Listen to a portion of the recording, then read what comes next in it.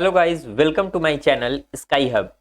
So at day 2, we will see a detailed system design from high level design to low level design. We will also see how to implement the contest leaderboard demo using Redis in our VS Code.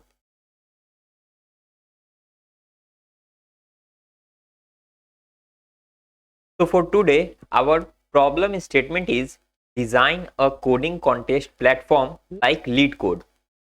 So basically, LeetCode is a platform that helps software engineers to prepare for coding interviews. It offers a vast collection of coding problems ranging from easy to hard and also run periodic coding contests. So in step 1, we will see our approach. So first is requirement gathering, where we will see functional requirement, non-functional requirements and scale requirements. In next step, we have core entities. So core entities represents the fundamental objects that are required to operate the platform. Here we will see databases, database tables, entities, database model and database schema. So in next step, we will see API design, where we see how exactly frontend interact with backend to perform actions. In next step, we have high level design, where we actually design our core application. And at the end, we will see deep dive questions on our high level design. So our primary goal is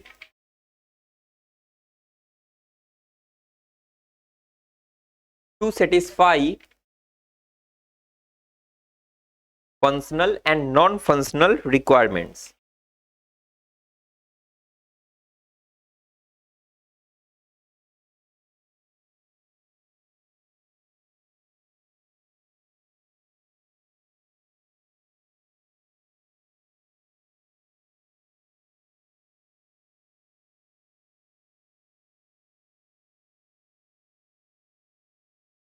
So in step 2, we have requirements.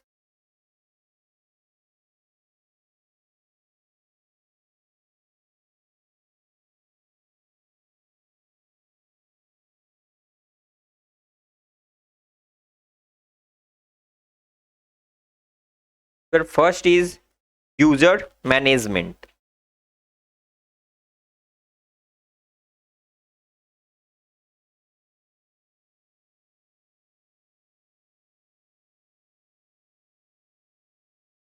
So in user management, we will see registration or sign up, login, profile and submission history.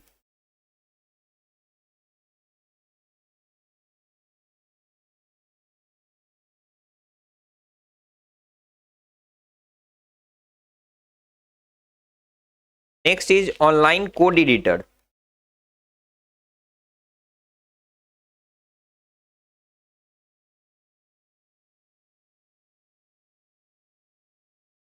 So it is a client side IDE for writing and submitting code.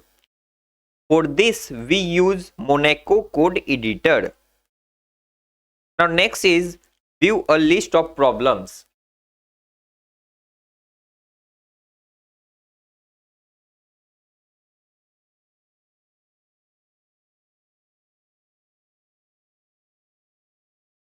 So users can view, search and filter problems by status like solved, unsolved, difficulty like easy, medium, hard and tags like array, linked list, TP and at the end company like Google, Microsoft, etc.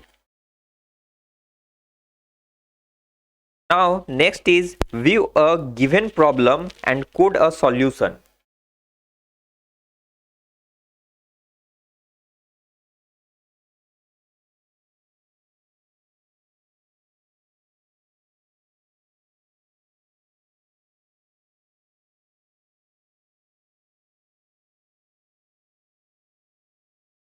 So users should be able to view problem descriptions, examples, constraints, and IDE where they choose programming languages to code. Now next is code submission and evaluation.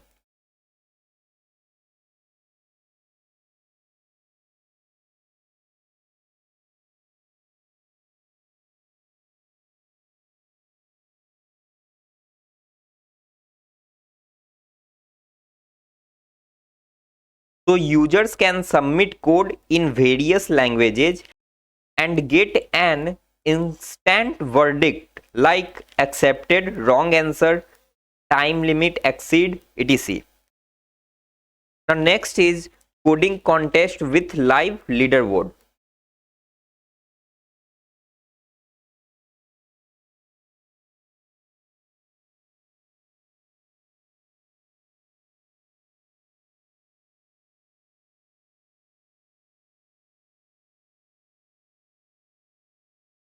So user can participate in coding contest. This contest is a timed event with a fixed duration of 1 hour consisting of 3 questions. The score is calculated based on the number of questions solved and the time taken to solve them. The result will be displayed in real time and the leaderboard will be show the top 50 users with their username, score and time taken. So second is our non-functional requirements.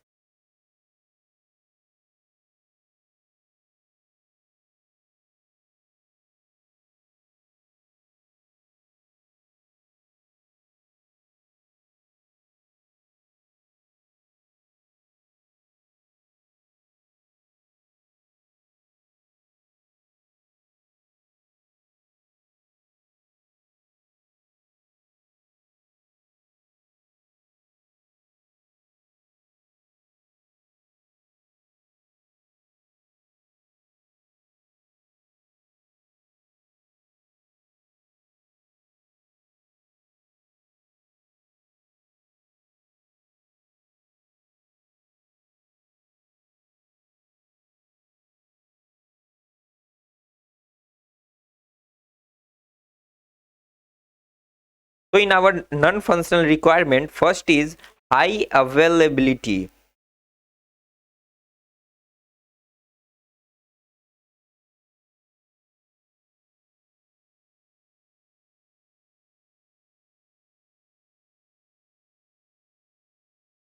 So our, our platform must be accessible 24 by 7.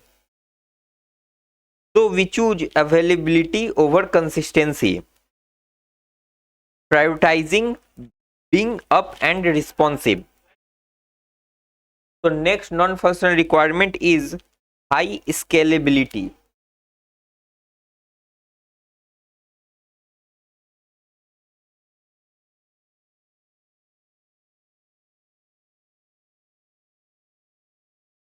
So our platform must be handle millions of users and thousands of concurrent code submissions, especially during contests.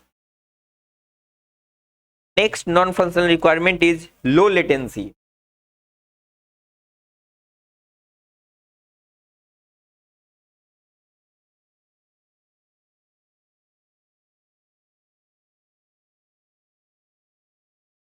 So we want fast problem loading and quick feedback on code submission, ideally within seconds, and especially during a contest. The leaderboard should be updated in real time. Let's say 10-second latency for leaderboard updates. Now next is security.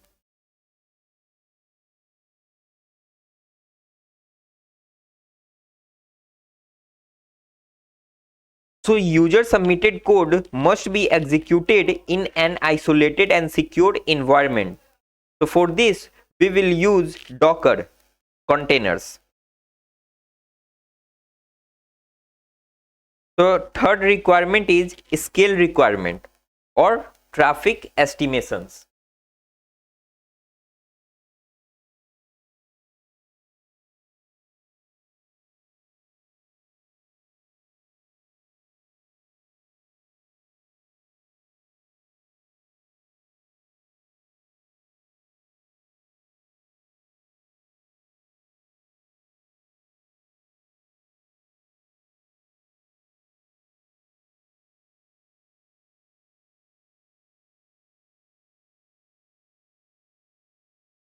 So in our scale requirements, let us assume that we have 500k daily active users, 4 million total accounts, we have 3k total problems. In contest peak, let us assume that 1 million daily active user, 4 peak, 4 contests. For submissions per day, let us assume that 1 million submissions per day. For query per second, let us assume that 11 QPS. And for peak query per second, let us we will multiply by 20 into, so we will get 210 QPS.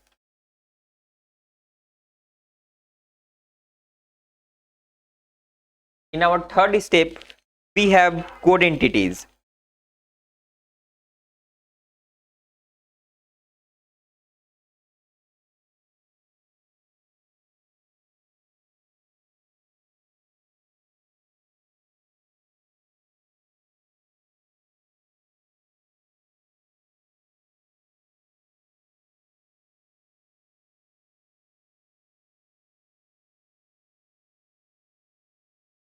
So code entities represents the fundamental objects that are required to operate the platform. Here we will see databases, database table, entity, attributes, data model, and our database schema.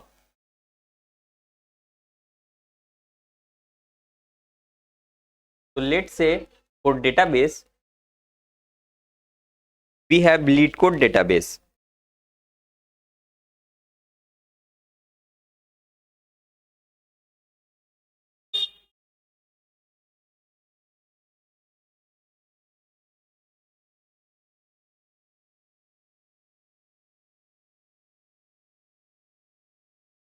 So we will use MongoDB for database. In database table,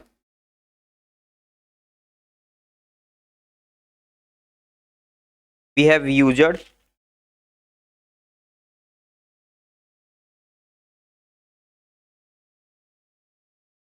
problem,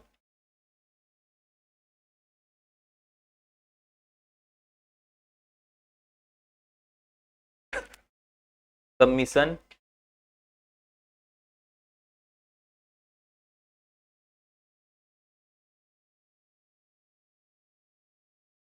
contest, leaderboard.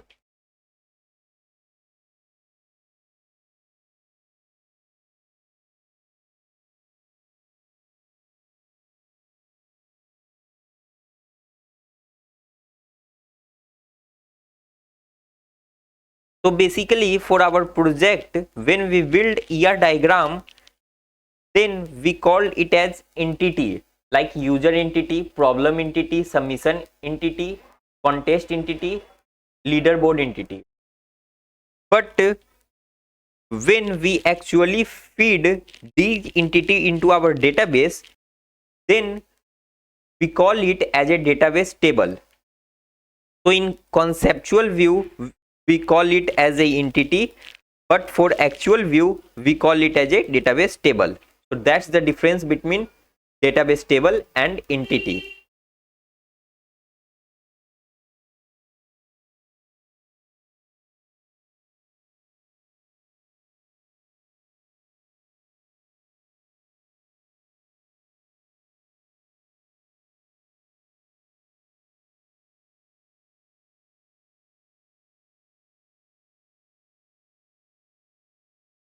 So first is user database table, which represents a person using our platform. So here we have different attributes, like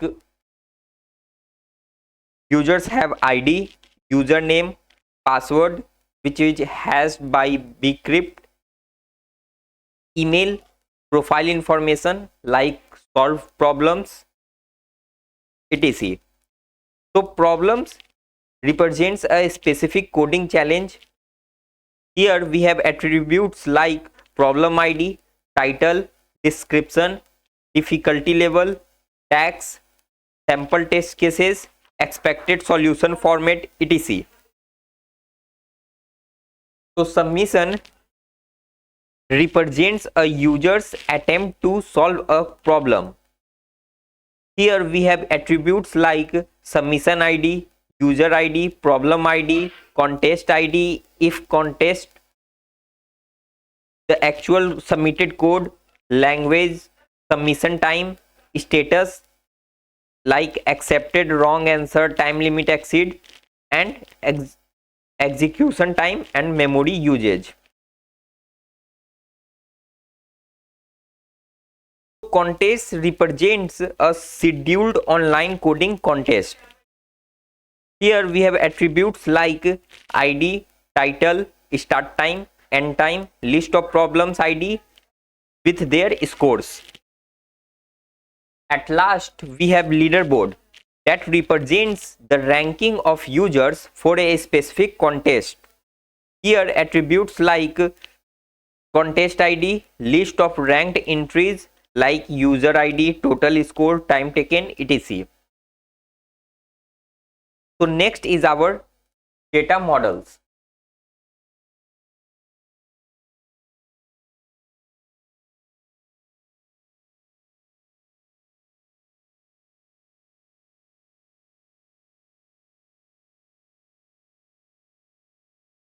So in data model, we have user table, problem table, submission table, contest table, leaderboard table.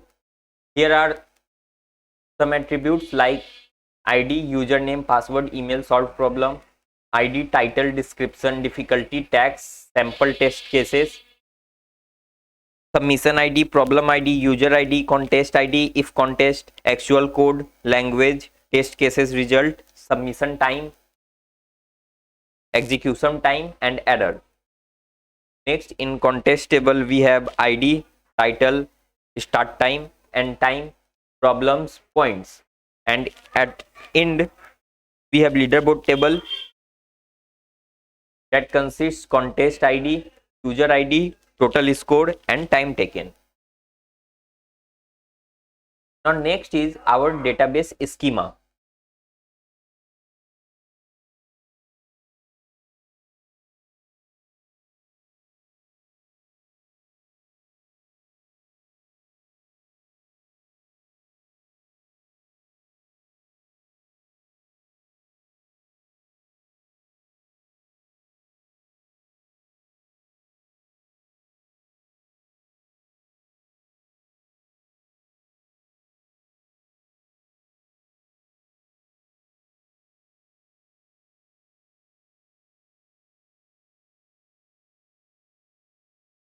So for example, we will take user table.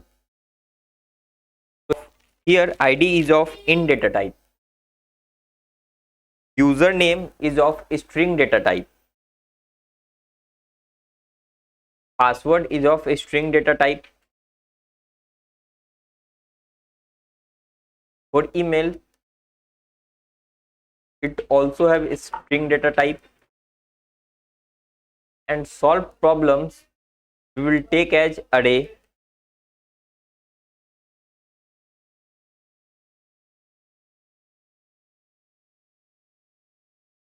So this is the basically difference between database model and database schema. So in database schema, we will define data type, and in database model, we will basically define entities and attributes. Now let's move to our step 4, API design.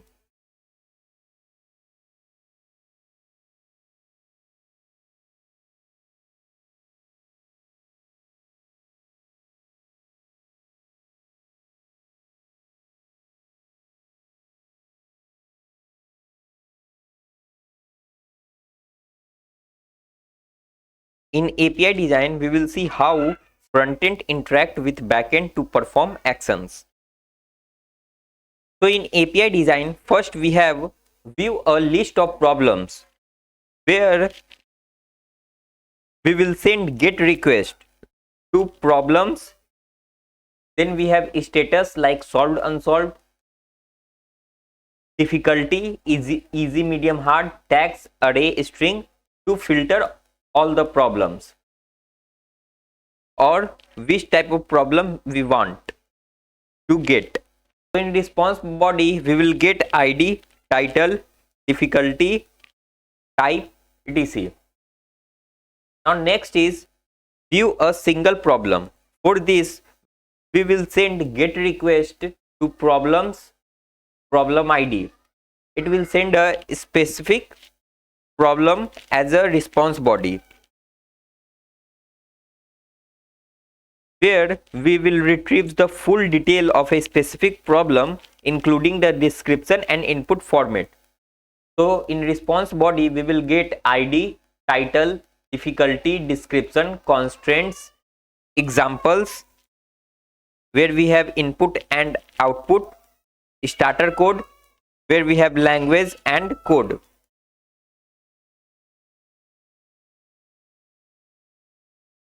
Next API is our submit solution. So for submit solution, we will send push request to problem ID, then submission ID. So we submit the user code for evaluation. The payload includes the code, languages, and an optional competition ID or contest ID. So in request body, we will send post problem ID, and it contains code, language, and contest ID, which is in JSON format. So in response, it returns a submission object with an initial status pending or processing. So in response.body, we will get status like success or fail, test cases, status like success, fail, and timeout.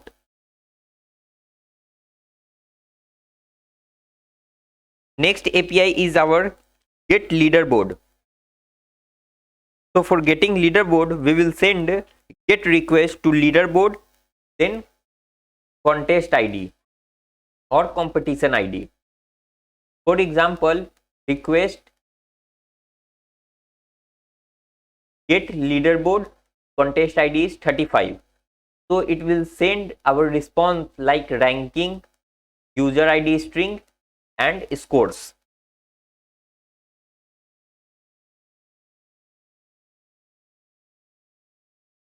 Next, we will see data flow.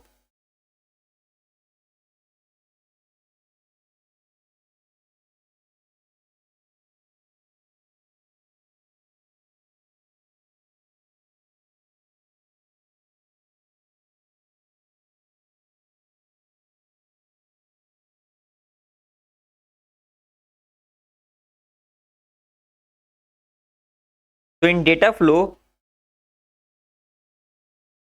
we have client which sends API request to primary server like get request, get problems, get problem ID for a specific problem, post request like post problem ID to submit a solution, and get request for getting the leaderboard.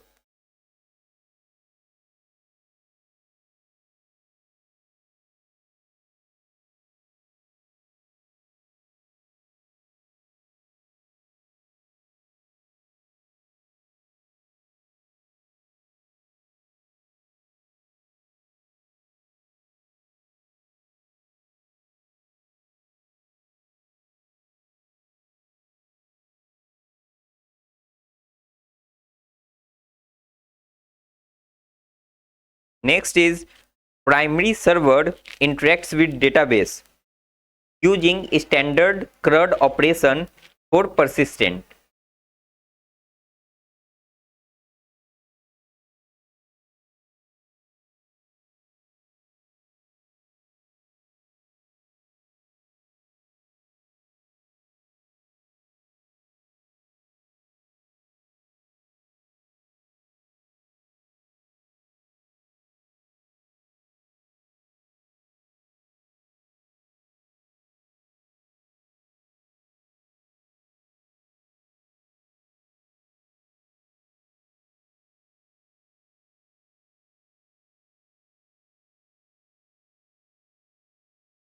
So next is primary server interacts with main cache like Redis to read and write frequently requested data like lead code status.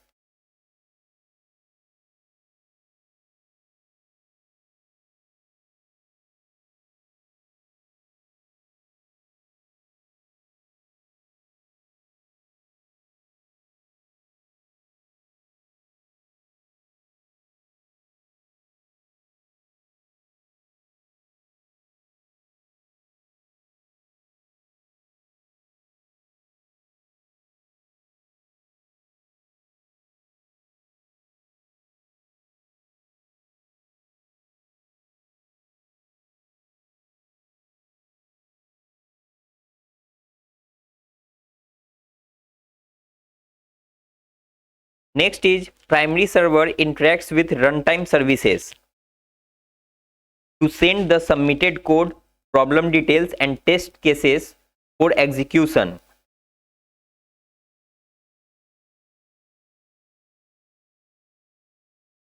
So our runtime service is inside the Docker.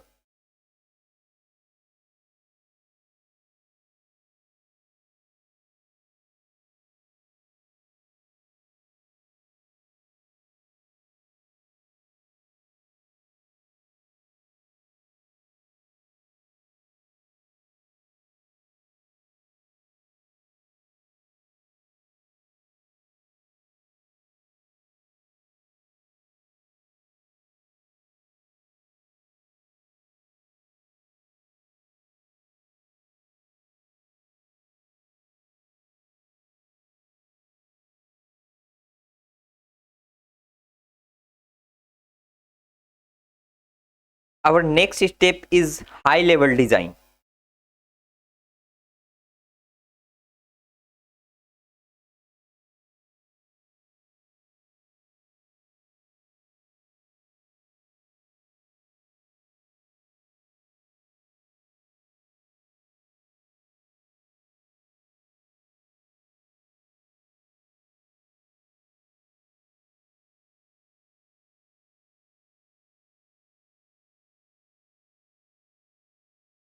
So for high level design, we have many components with its responsibilities, with its technology stack. So let us see one by one. First is client or front end. Its responsibility is problem display, Monaco editor, user AI interaction, video content viewing.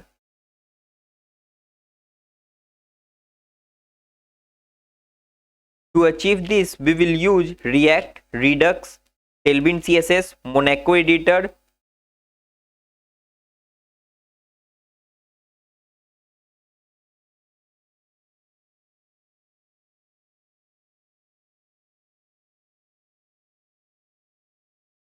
Google Gemini, AI chatbot, and Cloudinary for video content viewing. Next is our API gateway. Its responsibility for routing and authentication. To achieve this, we will use Node.js and Express.js. Next is our backend core services.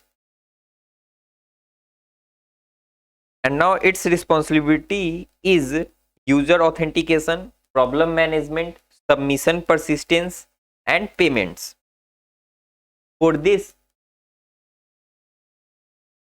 to achieve this, we will use Node.js, Express.js, MongoDB, Razorpay. Next is our database. So database responsibility is to store persistent data like problems, users, submissions, competitions. To achieve this, we will use MongoDB database. Next is code execution engine. Its responsibility is to compile and execute untrusted user code in a secure sandbox. For this, we will use Just Zero API and it is containerized with Docker. Next is our job queue. And responsibility of job queue is to handle asynchronous tasks, especially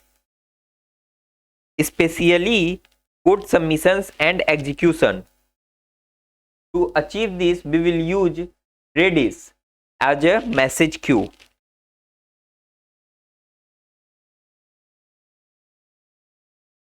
We also have main cache. For main cache, we will use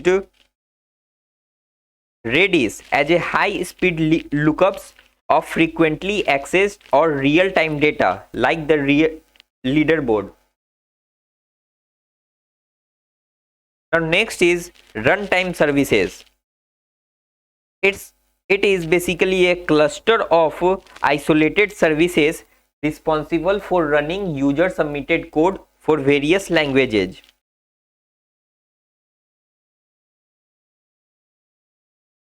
So for achieving this, we will use Docker containers. Next is AI chatbot for providing hints, explanations, and debugging supports. To achieve this, we will use Google Gemini LLM, large language model. Next is media and assets. For storing video problem, walkthrough, and high volume media. To achieve this, we will use Cloudinary. Next is DevOps for automation, deployment, and infrastructure management. For this, we will use Docker containers. For CI/CD, we will use GitHub Action. For deployment, we have three options like Vercel for front-end, Heroku for backend, Render, and AWS for cloud deployment. For payments, the payments responsibility is handling transactions for premium features. To achieve this, we will use Razorpay stack.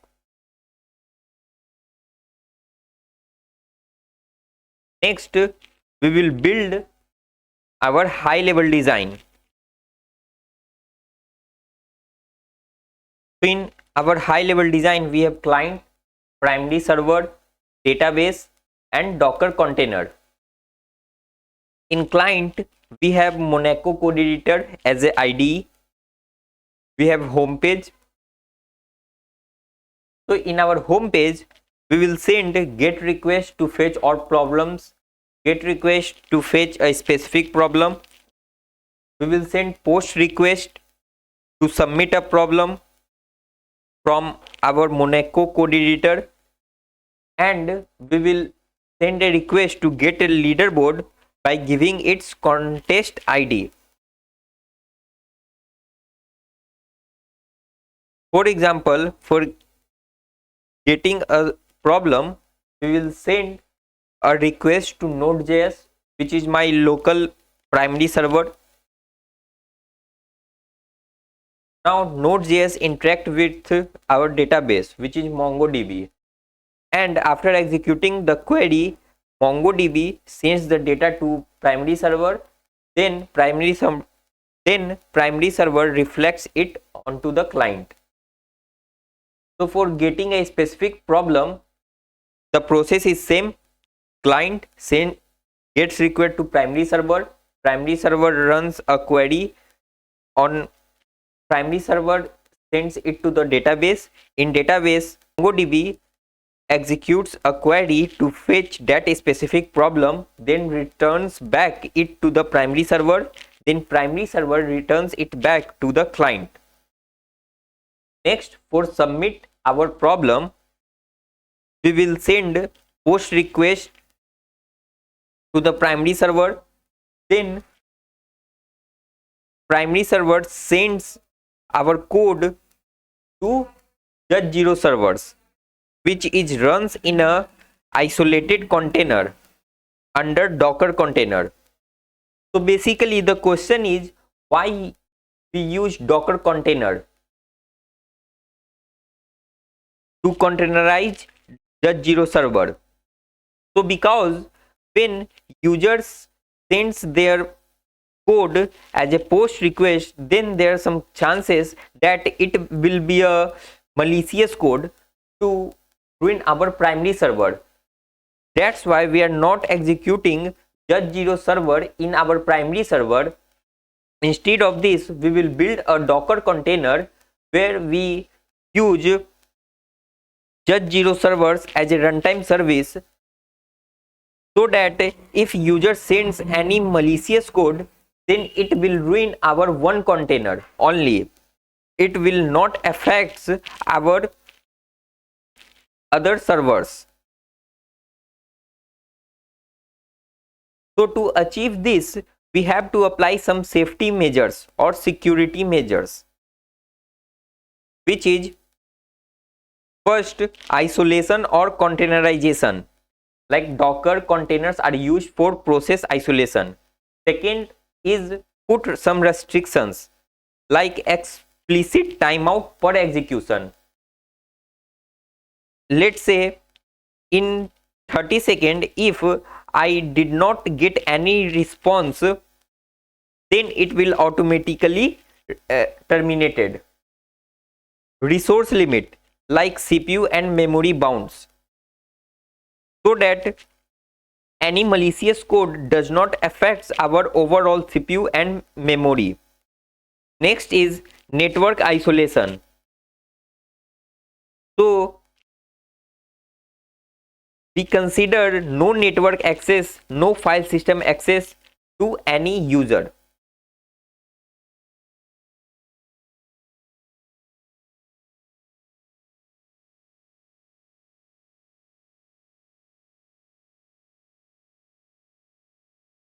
So next is we have get request to fetch the leaderboard. So client sends gets request to fetch the leaderboard to the primary server, then primary server sends it to the database, and MongoDB executes some query to generate that data and sends it back to the primary server. Then primary server sends it back to the client, then it will be reflect on our leaderboard, but it is most time consuming. So here we will use Redis cache, because leaderboard is frequently accessed data, so that these data will be cached and stores in Redis database.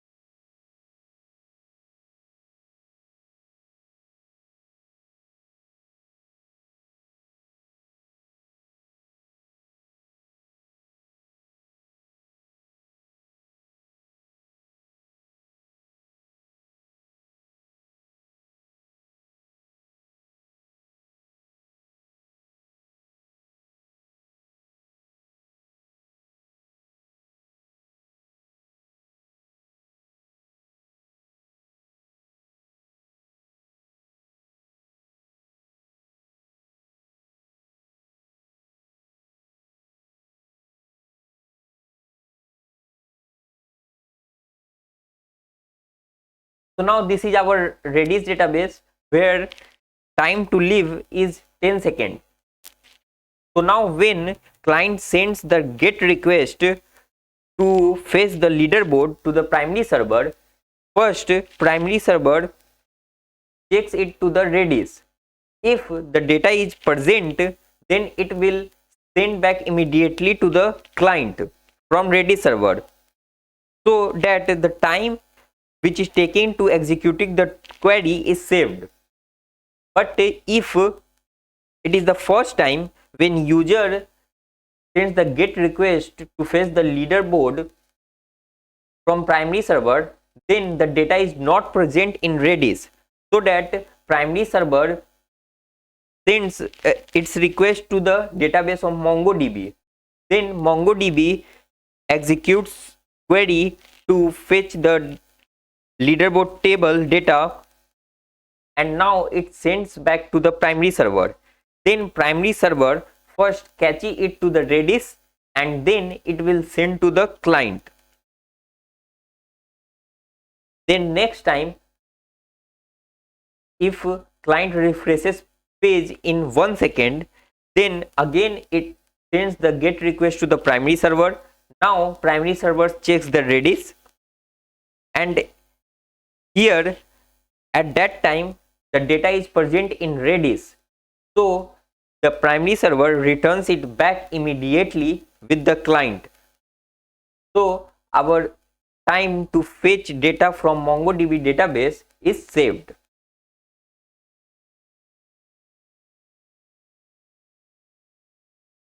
So moving further, our last and next step is step 6, deep dive questions. So we will deep dive into our high level design to problem some specific questions related to our platform. So first question is how we implement leaderboard.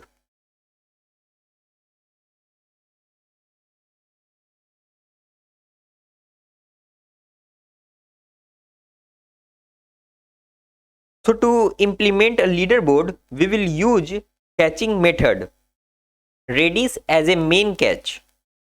So Redis is used to store the real-time leaderboard. We use Redis sorted set data type to achieve this. Redis store data in a key value pair. So here key is leaderboard colon contest ID and value is user ID. We also stored the score of every participants. Now what if a tie break happens? How we will tackle it?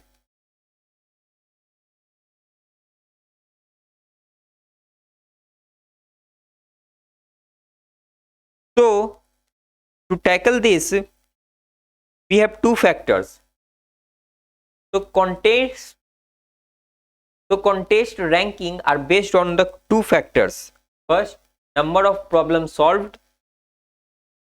Second, fastest time to complete.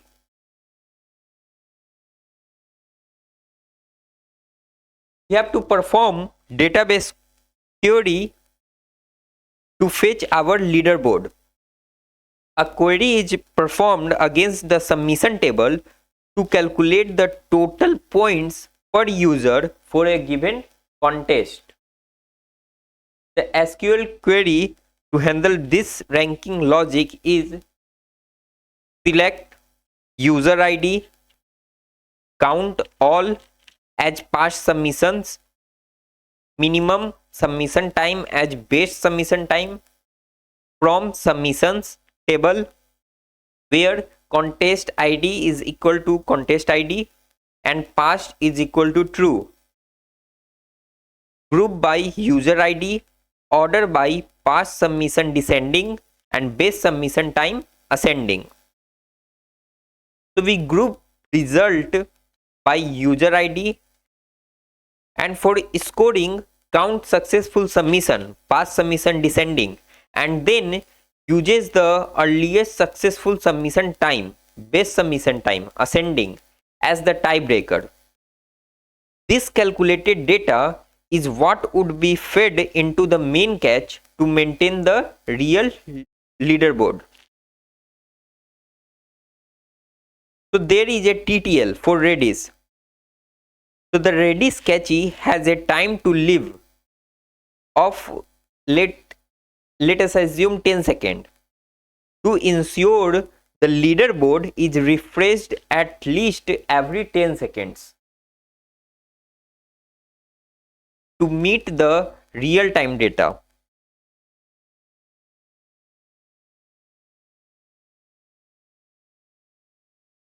So for this we can add cron job between Redis database and MongoDB database.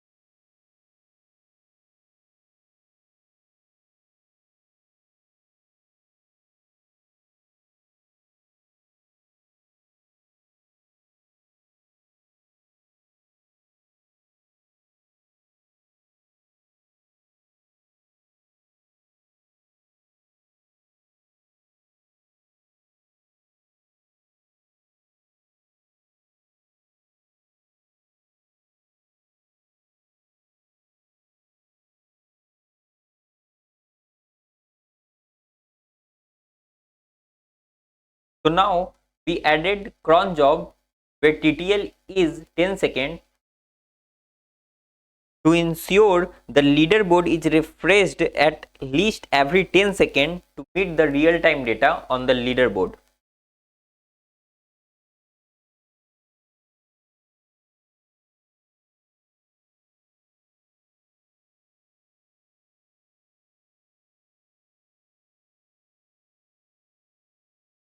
Now next question is on async result retrieval.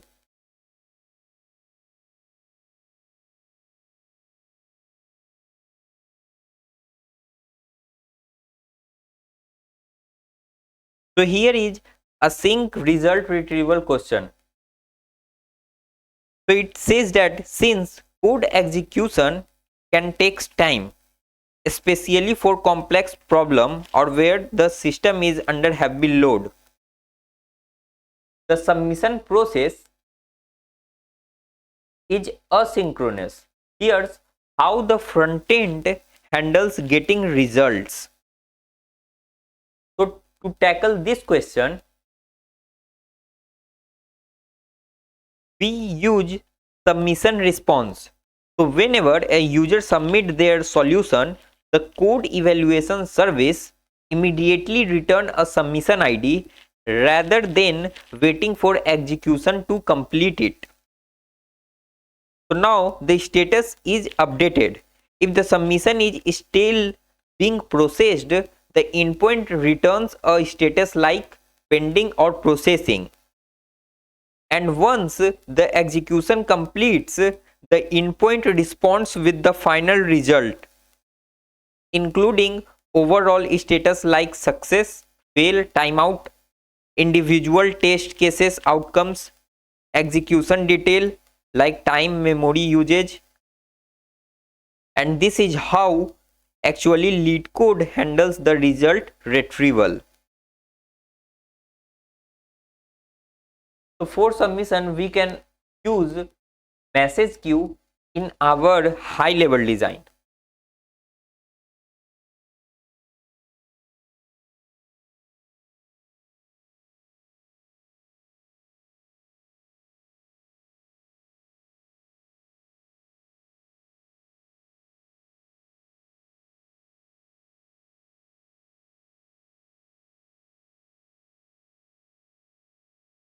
So we will use Redis as a message queue.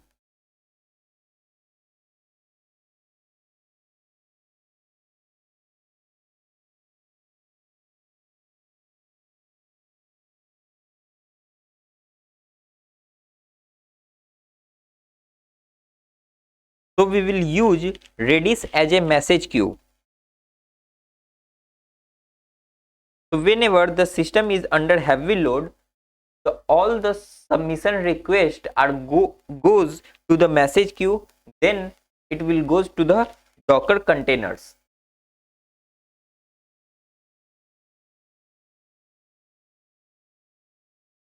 Now the next question is on code execution environment for security and isolation.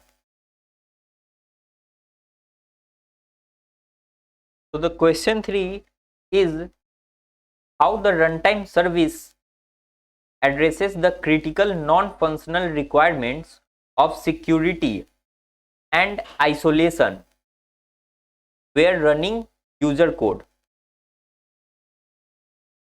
For code execution environment, we have two options. First, virtual machine. Second, using Docker containers. So virtual machine run on a full operating system. It is slow to start and booting a full operating system takes time. That makes them inefficient for short-lived, high-volume code execution jobs. Whereas the Docker are lightweight, share the host operating system kernel, and offer explicit resource limit, CPU, memory, timeout, and isolation, no network or file system access, making them ideal for secure and fast code. So its architecture is the services are run inside Docker containers. So we have many runtime services like JavaScript, C++, Java, which has a dedicated services for different languages. Java runtime service, Python runtime service, JavaScript runtime service. So after execution, the result are saved in the submission table, including where the code passed all text cases or not, execution time, and memory usage.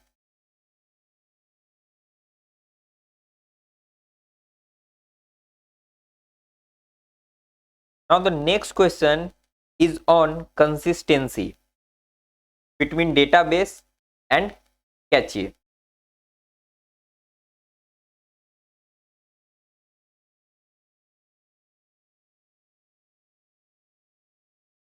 So at the end we will tackle consistency challenge between database and cache. So a major challenge in this asynchronous design is maintaining consistency between the persistent database and the fast Redis cache. So the problem is that after a successful submission, the code execution service updates the submission table in the database. If the primary server then tries to update the Redis leaderboard, a network failure will occur or process crash could cause the database update to succeed but the cache update to fail, leading to inconsistent data. So consistency challenge is what if the database and cache become inconsistent? For this, the solution is change data capture CDC, where we use Debezium. So to prevent inconsistencies between the database and Redis, we use chain data capture CDC. For example, Debezium. So CDC monitors the database log and streams changes to a service that then update Redis. So whenever changes in the submission database are streamed to a message queue and a dedicated service consumes these events to reliably update the Redis leaderboard.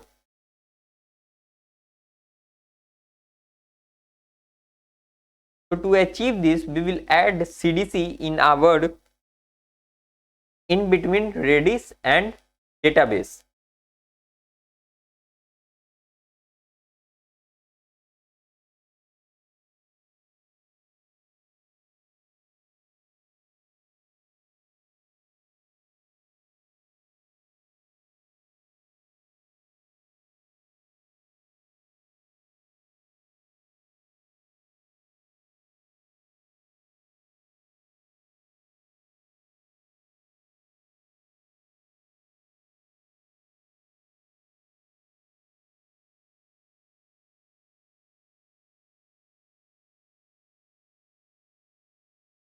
So now there is CDC in between MongoDB and Redis that prevents consistency between these two databases. So to see the Redis demo of how it stores the leaderboard contents using sorted set, we will see it by using Visual Code. So let's go to Visual Studio Code. Here is a JavaScript file called redisdemo.js where we will install some dependencies like Redis, readline, child process. Using npm install Redis, npm install readline, npm install child process. Then after that we will implement some functions. We will see it in detail later.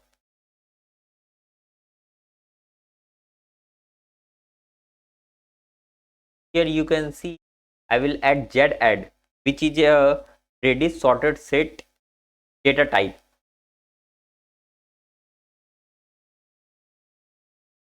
Basically it stores data as a queue from left to right.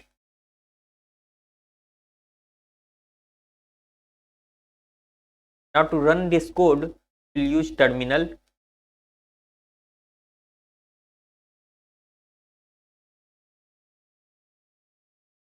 Go to terminal, and to connect with the Redis server, which is by default is on port 6379, we use WSL. So first install WSL Ubuntu, then connect it. We use Redis server command.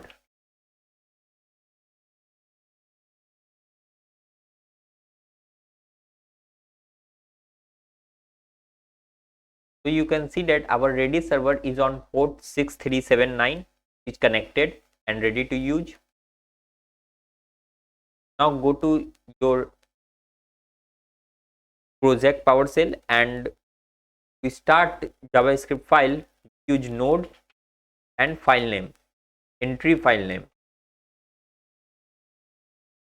Redis demo.js.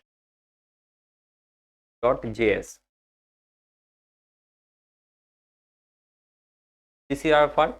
Redis sorted set demo connected to Redis successfully. Basically previous leaderboard is cleared and now the leaderboard is empty. Here are some examples of how you can give them the output, and to exit we will press Ctrl+C. Let's say A has got 50 points. It will stored in the, so first it take process input as A 50, then it passed the result as user ID A and score 50 because Redis stored the value as a key pair. Then it will adding store for a 50. The score is added and now displaying in the leaderboard where first score is A 50. Now let's say B scored 60. Now you can see that the points, A point is 50 and B point is 60. So here at first place B will be placed and at the second place A will be placed. Now let's say C scores 45 and let's say D scores 55. Now you can see that how sorted set actually works, which is a data type in Redis. Thank you.